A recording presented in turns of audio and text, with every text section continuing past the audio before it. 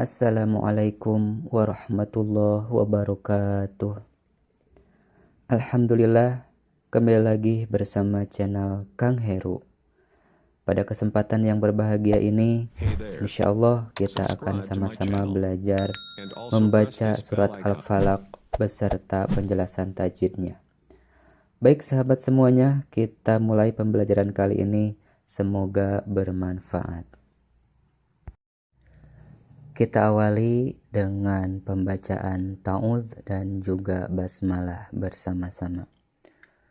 A'udzu billahi minasyaitonir rajim. Bismillahirrahmanirrahim. Langsung pada ayat pertama. Qul a'udzu birabbil falaq. Nah, pada ayat pertama ini kita lihat di kata pertama ada kata kul ya.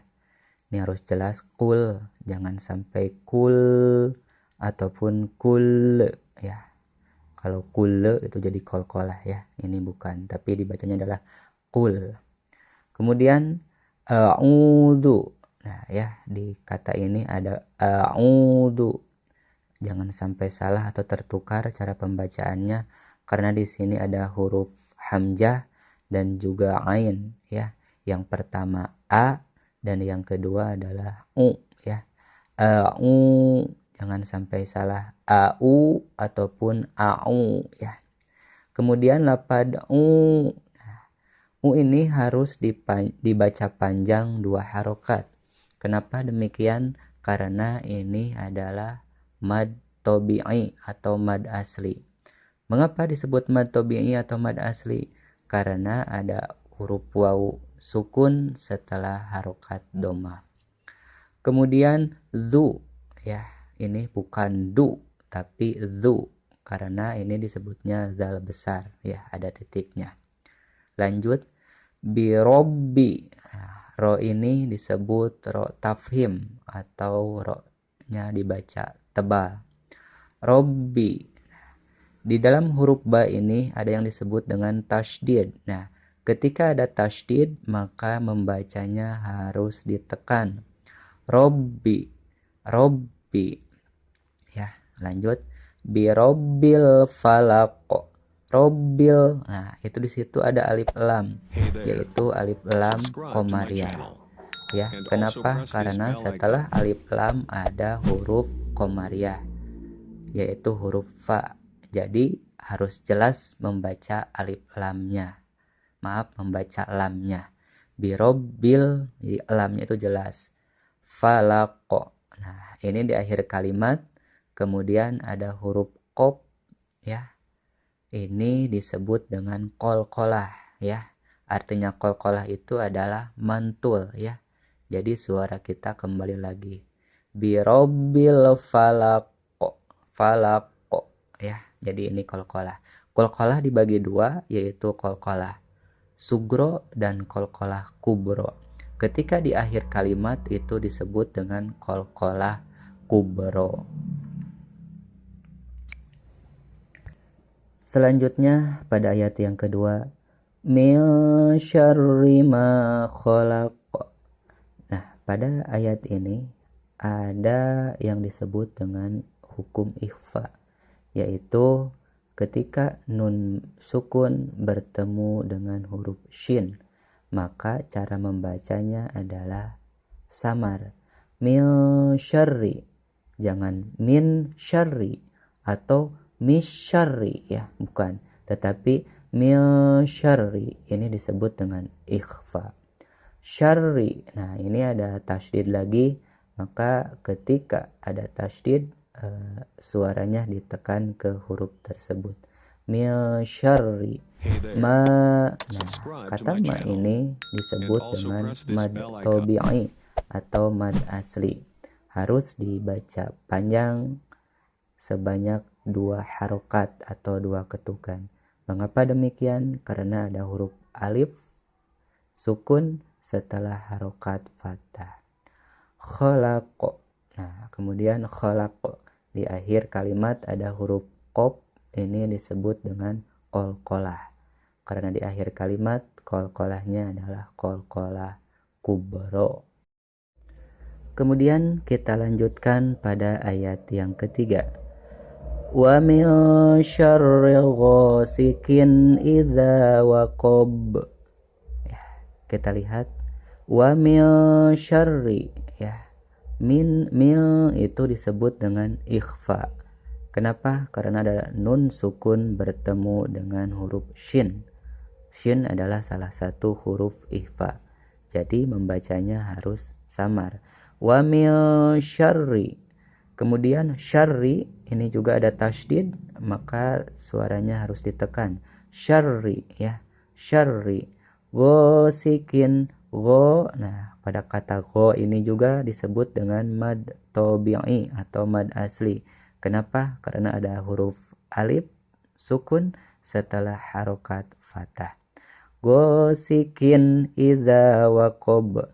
Ghasikin. Nah, ini ada yang disebut dengan idhar. Apa itu idhar? Idhar adalah jelas ketika nun sukun atau tanwin bertemu dengan salah satu huruf idhar, yaitu hamzah, maka membacanya harus jelas. Ghasikin idza waqab. Idza, nah pada kata idza ini disebut dengan mad tabi'i atau mad asli karena ada huruf alif setelah harokat fathah. Waqab, nah ini waqab di akhir kalimat ada huruf ba, dan ba juga merupakan salah satu huruf qalqalah. Jadi ketika ba-nya menjadi sukun, maka membacanya harus dipantulkan. Wa min syarri ghasikin idza waqab. Nah, ini disebut dengan qalqalah kubro. Kita lanjutkan pada ayat yang keempat. Wa min syarrin naffatsati fil 'uqad. Ya, kita lihat pada ayat ini ada nun sukun bertemu dengan huruf shin. Maka cara membacanya harus samar atau disebut juga dengan ikhfa. Wa min syarri. Kemudian syarri ada ro ini ditasydid, maka harus ditekan membacanya. Syarrin. Nah, kemudian di syarrin ada dua hukum. Yang pertama adalah alif lam disebut dengan alif lam syamsiyah, dan yang kedua adalah gunnah. Kenapa disebut alif lam syamsiyah? Karena setelah huruf alif lam itu ada huruf syamsiyah, yaitu huruf nun. Jadi cara membacanya alif lamnya tidak dibaca, tetapi langsung pada huruf nun atau huruf yang di depannya. Yang membedakannya adalah karena ada tasydid, ya. Kemudian selain alif lam itu adalah gunnah. Gunnah artinya ditekan dan juga mendengung. Ditekan sebanyak 2 harokat atau 2 ketukan. Kemudian setelah syarrin naffa. Nah, fa-nya juga ini ditasydid, maka harus ditekan ke dalam huruf fa tersebut. Naffa sa. Nah, dalam huruf fa dan huruf sa itu ada fathah berdiri, ya. Maka cara membacanya harus dipanjangkan sebanyak 2 harokat atau 2 ketukan dan disebut dengan mad tabi'i atau mad asli, ya. Naffatsati fil 'uqad. Nah, kemudian dalam kata fil ini ada alif lam disebut dengan alif lam qamariyah.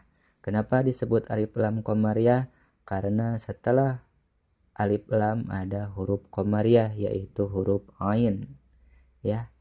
Jadi huruf lamnya dibaca jelas. Uqad. Nah, kemudian uqad di sini ada huruf dal, dan dal merupakan salah satu huruf qalqalah. Ketika di waqaf, ya, asalnya di, jadi dalnya sukun. Fil uqad. Ini adalah qalqalah. Karena akhir kalimat ini disebut dengan qalqalah kubro. Selanjutnya di ayat terakhir, wa min syarri hasidin idza hasad. Ya, kita lihat wa min syarri, ini ada lagi ya, nun sukun bertemu dengan huruf shin, maka ini disebut dengan ikhfa. Jadi membacanya harus samar. Wa min syarri, dan rohnya juga ada tasydid, maka harus ditekan syarri hasidin ha. Nah, huruf ha ini dikarenakan ada huruf alif sukun setelah harokat fathah, maka harus dibaca panjang, disebut dengan mad tabi'i, dibaca panjang sebanyak 2 harokat.